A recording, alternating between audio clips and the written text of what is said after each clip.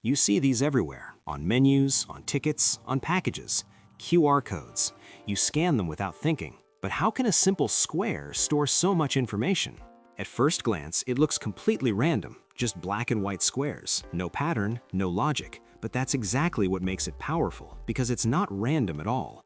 A QR code is actually a grid. Each tiny square inside it stores data, just like pixels on a screen, but instead of colors, they represent information.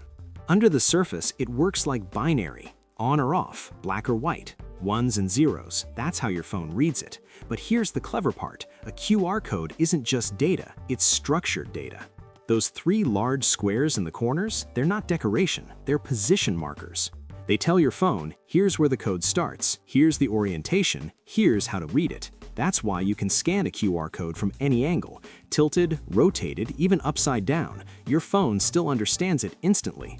And then there are smaller patterns inside, alignment markers, timing patterns. They help your camera stay accurate. So when you scan a QR code, your phone isn't just taking a picture, it's analyzing structure.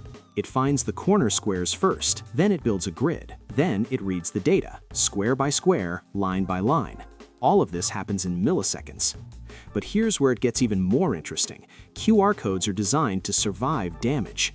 Even if part of the code is missing, it can still work because QR codes use something called error correction.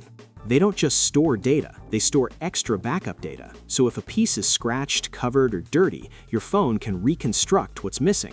That's why you sometimes see QR codes with logos in the middle. They still scan perfectly. And depending on how much correction is used, a QR code can lose up to 30% of its data and still be readable. So what looks like a simple square is actually a carefully designed system, a system that stores data, guides your camera, and even fixes itself when damaged. All in a tiny space, read in less than a second. And the next time you scan one, you'll know there's a lot more happening than just a camera and a square.